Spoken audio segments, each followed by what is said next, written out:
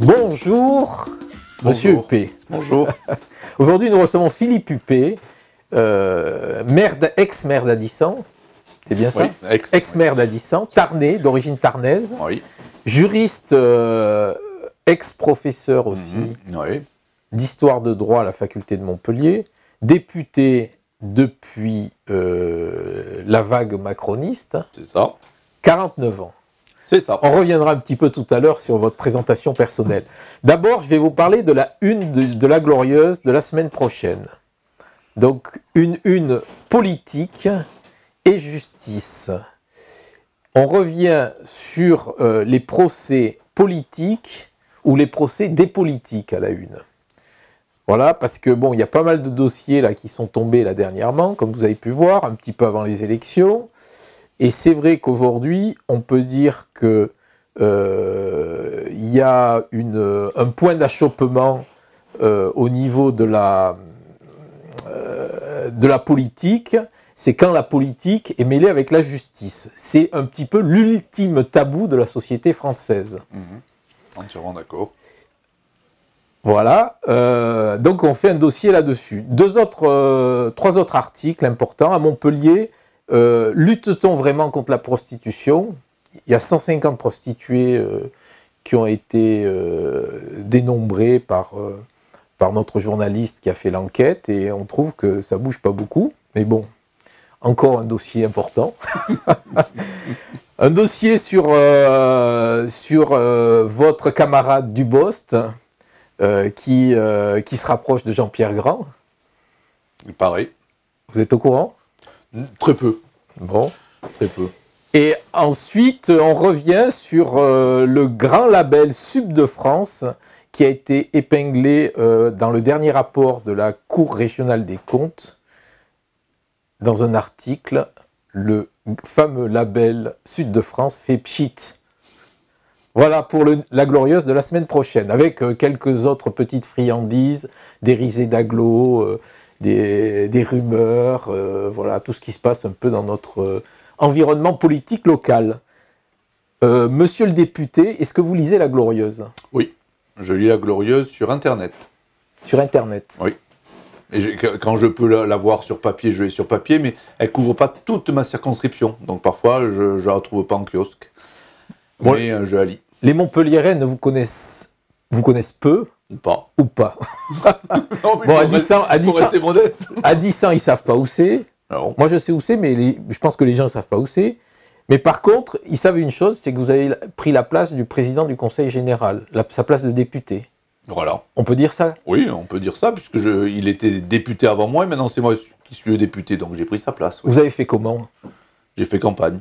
Oui. J'ai fait une campagne qui visiblement a plu, et en plus, puisque je ne suis pas de ces hommes un peu vantards, j'ai eu la chance d'être sur une vague Macron aussi, comme vous l'avez dit tout à l'heure, donc ça m'a servi. Et en même temps, je crois peut-être qu'il y avait une lassitude du PS en général. La preuve, ces élections présidentielles ont montré quand même qu'il y avait une lassitude des partis constitués, un peu massifs, qui se passaient un peu la patate chaude d'élection en élection. Et il y avait eu cette lassitude, et peut-être que les gens ont tenté une nouvelle tête, tout simplement. Vous avez démissionné de la mairie? Oui, le 17 juillet. Comment le maire d'Addisson, l'ex-maire d'Addisson que vous fûtes, vous voyez qu'on emploie l'imparfait, très bien. analyse les premiers mois du mandat Macron? Moi, je suis ravi. Je suis un député quand même qui a été élu sur un programme, et ce programme, on le met en application. Alors bien sûr, parfois, il y a des hic et des hocs, mais moi, je suis ravi sur les ordonnances travail, ainsi de suite. J'ai été élu là-dessus. On le vote. Que demander de plus pour une fois que les politiques suivent un programme et essaient de le mettre en application. Bien évidemment, parfois, il y a des petits recadrages. Mais autrement, en gros, on met en application un programme sur lequel on a été élu. Donc on nous jugera à l'aune de nos actions. Voilà, vous êtes aussi écrivain, vous avez écrit des livres historiques. Oui. On peut dire ça comme ça? Bien sûr. Des monographies historiques, oui. Donc les plus belles légendes d'Occitanie. Ça, c'est un livre de légende. Voilà. L'histoire d'Addisson et du vicomté de Plessan. Oui. D'où vient cette... J'étais en histoire du droit, tout simplement. Donc, peut-être parce que j'ai été assistant de Frêche et de Jacques Michaud, mais ça m'a donné envie de continuer. Et ce qui m'a toujours intéressé dans le droit, c'est de savoir pourquoi on appliquait cette règle à ce moment. Et donc, pour trouver l'explication pourquoi telle loi, il faut partir un peu dans l'histoire et essayer de retrouver les racines de cette loi. Et on s'aperçoit très rapidement que parfois, on réinvente un peu l'eau chaude. Cette loi a existé dans le passé, on l'a oubliée, et on revote 100 ans, 200 ans après une loi identique. Vous avez été pourquoi. Vous avez été combien de temps assistant de Frêche, hein? J'ai été assistant de Frêche pendant 3-4 ans. D'accord. À terre. C'est lui qui vous a donné le goût de la politique? Non, pas du tout. Non, c'est une coïncidence, le goût de la politique, mais c'est pas Georges Frêche, non. Vous pouvez nous en parler? Cette coïncidence, oui, j'étais dans mon village à Addissan, et le précédent maire implantait des caravanes sur des terrains où il n'avait pas le droit. Donc je suis allé le voir à plusieurs reprises, il a refusé, donc j'ai très rapidement compris que le poste, puisqu'on était en poste à l'époque, ne servira à rien, ne le respecterait pas, donc j'ai décidé de me présenter à sa place, parce que je n'allais pas revenir régulièrement à la mairie pour lui dire que c'était illégal. Donc j'ai monté une liste contre lui, et je me suis présenté. Entre Juppé et Juppé, il n'y a qu'une lettre, est-ce un signe? J'ai fait la campagne de Juppé aux primaires en novembre dernier, oui. Est-ce un signe? Peut-être, oui. Oui, je partageais ses idées. Et je partage toujours ces idées que j'ai retrouvées dans le mouvement En Marche. Vous avez démissionné de l'UDI? Oui, mais je suis toujours au Parti radical. D'accord. Vous êtes toujours au Parti radical, oui. Valoisien. Et on vient de fusionner samedi dernier entre le PRG et le PR. Et j'en suis ravi. Donc on est en train de faire un mouvement radical qui peut être assez intéressant. Que pensez-vous du chômage endémique dans ce beau département de l'Hérault? C'est un problème. À 17% de chômeurs, je parle pour ma circonscription, 17% de chômeurs, c'est un réel problème. Donc il faut aller sur de la formation, plus de formation et en même temps du travail. C'est certain, ça ne sert à rien de former les gens s'il n'y a pas de travail. Et surtout leur donner envie, leur redonner envie de travailler, remettre cette valeur travail au centre de la vie des gens.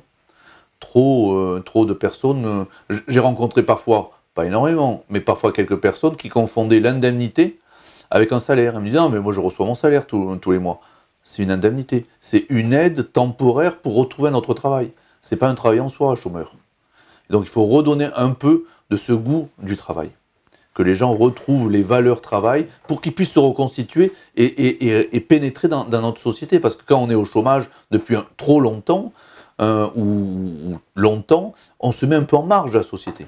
Donc on vote moins, on s'intéresse moins à la société, on est moins collectif, on devient plus égoïste, ainsi de suite. Mais ça, c'est le système qui veut qu'on pousse certaines personnes de côté. Et on croit que simplement en leur donnant une indemnité, ça suffit pour qu'elles se taisent. Non, ces gens ont droit, ce sont des citoyens comme des autres, ont droit à pénétrer réellement dans le jeu social. Et c'est par le travail qu'on pénètre aussi dans le jeu social. On se retrouve une place dans la société. Et qu'est-ce qui va être fait dans ce sens? Les ordonnances. Ça a été fait. Ça a été les fait. ordonnances travail, on les a votées. Et au niveau du chômage, ça n'a pas bougé. Ah non, mais, il faut un petit moment quand même. On vote, c'est pas parce qu'on vote, c'est pas un claquement de doigts. Rien ne se fait en claquement de doigts. On vote et ensuite, on va permettre aux employeurs de plus facilement embaucher. Et débaucher, s'il faut. C'est ça aussi la vie. Il y a de la destruction de travail, mais il y a de la reconstruction de métiers aussi. Et donc il faut pouvoir parfois débaucher pour pouvoir réembaucher. Et on mise ça. On a fait le pari de ça, en fait, avec ces ordonnances travail, qui sont importantes. Et vous pensez que ça va marcher? Sinon, je ne les aurais pas votés. Oui, je pense que ça va marcher. Parce que ça fait beaucoup d'années qu'il y a des politiques sur le travail, sur l'emploi. Oui, mais on n'avait jamais osé et on s'enfonce. Et on s'enfonce. Mais on avait décidé de faire du 35 heures. Il y en a même qui vous proposent, comme on ne trouvait pas de palliatifs, et ben on disait on va diminuer, on va partager le gâteau, mais on va faire, au lieu de 39 heures, on va faire 35 heures, comme ça il y aura plus de travailleurs, puisqu'on diminue le nombre d'heures de travail. Mais ça n'a pas fonctionné. Donc peut-être, et nous on décide de la liberté. Est-ce que vous ne pensez pas qu'il y a tout simplement de moins en moins de travail? Non, pas du tout. Il y a de moins en moins, c'est sûr qu'il y a de moins en moins de forgerons. Si c'est ça que vous voulez me faire dire, oui, il y a de moins en moins de forgerons. Il y a des métiers qui se créent. Il y a des métiers bien sûr, mais bon. Et donc, il faut être simplement en phase avec notre temps. et ainsi recevoir une bonne formation. Et peut-être une formation aussi continue tout au long de sa vie pour pouvoir s'adapter au système. Mais si on reste sur nos diplômes, moi j'ai eu mon diplôme, mon bac en 87. Si je reste sur ce bac en 87, il est quand même périmé. Avec Patrick Vignal, vous êtes aujourd'hui l'un des seuls députés En Marche à avoir une expérience politique dans le département. C'est vrai. Et pourquoi n'avez-vous pas mis la main sur la fédération En Marche dans l'Hérault? Parce que ni Patrick ni moi avions envie de mettre la main sur la fédération En Marche dans l'Hérault, je crois. D'abord, la place était déjà occupée, et bien occupée. C'est Yolène qui s'occupe de la fédération de l'Hérault, donc c'est très bien. Et chacun a sa place. Nous, on est députés, Patrick et moi, et on essaie de faire notre travail le mieux possible en tant que député. Et après, il y a des responsables locaux qui s'occupent de la fédération. Et c'est très bien comme ça. On ne peut pas être multicasquette. On ne peut pas se dire maire, alors, dans l'ancien temps, maire, député, délégué fédéral, et ainsi de suite. Non, il y a de la place pour tout le monde. Et si chacun prend bien sa fonction à cœur, le travail sera bien fait. Quelles sont vos relations avec votre ex-compagnon de parti, Joseph Francis, avec qui vous étiez à l'UDI? Mais vous y êtes toujours plus ou moins, c'est ça? Non, le Parti radical, dernièrement, on a demandé, l'UDI a voté pour exclure le Parti radical. Ah non. Le Parti radical ne fait plus partie de l'UDI. Voilà, donc la question a tout son sens. Voilà. Donc moi, depuis les élections et législatives, je n'ai plus vu Joseph Francis, mais je m'entendais bien avec lui. Je ne l'ai plus vu, et c'est un tort, j'aurais dû lui téléphoner pour prendre de ses nouvelles, ce que je n'ai pas fait. Il faut lui téléphoner demain. Ce que je ferai. Ce que je ferai. Voilà, donc est-ce que vous avez une permanence? Oui. Je suppose que oui. Oui. Elle est située où? À Addisson. D'accord. Parce que c'est une permanence essentiellement de travail, et on reçoit les gens. Ce matin, on a reçu 3 personnes. On reçoit les gens là, sinon je vais sur le terrain, moi-même. Voilà, parce que, bon, vous savez, les gens sont mauvaise langue, hein, Oui. vous savez. Oui, moi le premier. Pour la glorieuse parfois. Donc, certains députés sont qualifiés de députés hors sol. On ne les voit pas dans leur circonscription. Il y a certains qui n'ont pas de permanence. Oui. Quel est votre regard là-dessus, sur ces nouveaux députés là? Ils ne connaissent pas le job ou... Non, honnêtement, ça ne me regarde pas comment mes petits collègues fonctionnent dans leur circonscription. Il me semble... Alors, je vais me mettre en exemple, si vous permettez, cette fausse modestie. J'ai pris une permanence parce que ça me semble utile, et je fais le tour de ma circonscription parce que ça me semble utile. J'ai été élu par des gens qui sont de la 5e circonscription, donc parfois aller à leur rencontre, c'est pas inutile. Et avoir des remontées de terrain pour qu'à mon tour je puisse les faire remonter à Paris, ça me semble très utile. Donc après, chacun voit son rôle comme il veut, hein. Moi, je me vois plus comme un élu de terrain, parce que je viens peut-être du terrain, donc j'ai cette fibre aussi. Je me sens un élu de terrain qui a été élu député et qui fait remonter aussi, et c'est un service à rendre au gouvernement, qui fait remonter les aspirations et les attentes, et parfois les doléances des citoyens. Donc je suis en vrai une passerelle. Et je me vois comme ça, et je me veux me vivre comme ça. Vous défendez quoi comme sujet important, comme dossier important à l'Assemblée? La viticulture, les métiers d'art, le no-tourisme. Et le patrimoine, et avec un peu de tourisme automatiquement, de no-tourisme. La viticulture, parce que la 5e circonscription est la circonscription la plus importante en ce qui concerne la viticulture. Donc ça me paraît important. Puis je viens, comme vous l'avez gentiment précisé, j'étais l'ancien maire d'Addisson.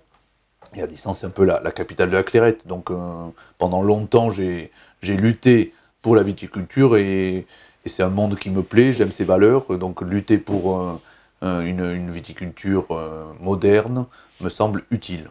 Les métiers d'art, parce que je suis président de Ville et Métiers d'Art, c'est une association nationale, et cette branche de l'artisanat peut apporter de l'emploi et en même temps un art de vivre. Et bien évidemment le thermalisme, parce que comme vous le savez, il y a la Malou-les-Bains et Avesnes sur ma circonscription, donc il me semblait intéressant que je m'intéresse à ces pôles d'excellence. Dans l'Hérault, En Marche, c'est un peu la cacophonie. Vous en dites quoi?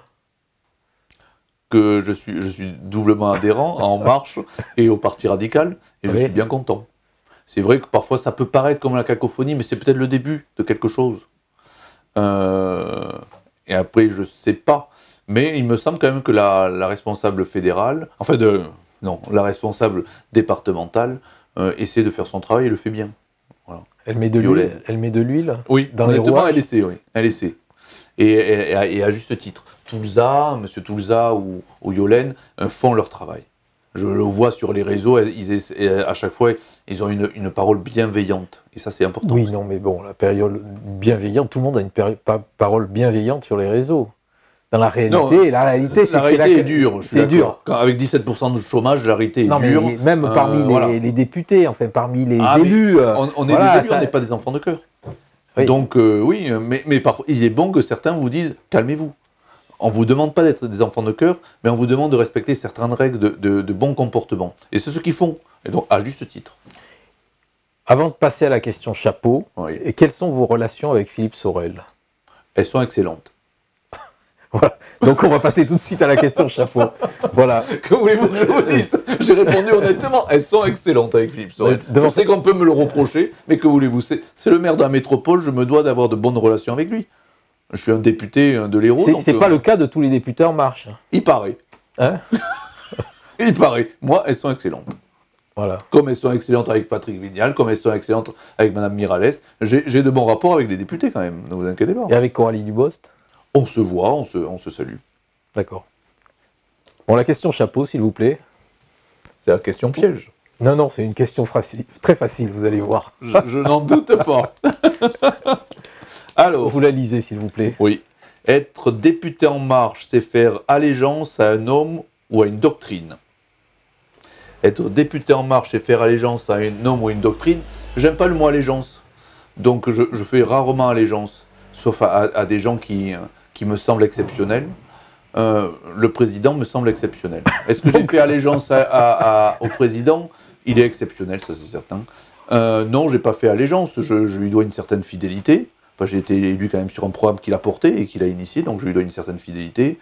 Après, je me dois aussi de dire ce qui va et ce qui ne va pas. C'est mon devoir de député, de faire remonter du Conseil. C'est pas seulement un droit de conseiller le gouvernement à travers mes humbles actions, c'est un devoir. Et donc je me dois, quand il me semble qu'on ne perçoit plus bien la réalité, de faire remonter cette réalité, en disant là, on est un peu à côté. Il est temps de revenir. Donc pour revenir à la question... Oui, revenons à la question. C'est faire Parce que vous n'avez pas répondu à la question. Non, mais je sais. À un homme ou à une doctrine, je crois que, honnêtement... Ne me dites pas les deux, ne me dites pas les deux. Non, je promis. les députés que je connais n'ont ni fait allégeance à un homme, député En Marche, hein, ni à une doctrine. C'est pas Nini, c'est l'homme ou la doctrine. Ils se considèrent comme des hommes qui sont dans un programme et dans un parti. Donc ils doivent une certaine fidélité. Ça, je l'ai dit. Et en même temps, il y a une doctrine qu'ils veulent porter, ce qu'on est en train de faire par nos votes. Donc c'est plus l'homme que la doctrine? Non, c'est la doctrine, je crois. Tout le monde a été convaincu par les idées que Emmanuel Macron portait. Donc oui, ce sont ces idées économiques, sociales qui nous ont intéressés. C'est pour ça qu'on s'est engagé derrière lui. Ce sont des idées. Alors si je devais répondre, c'est plus à une doctrine. Voilà. Voilà, je vous remercie. Je vous remercie, moi aussi.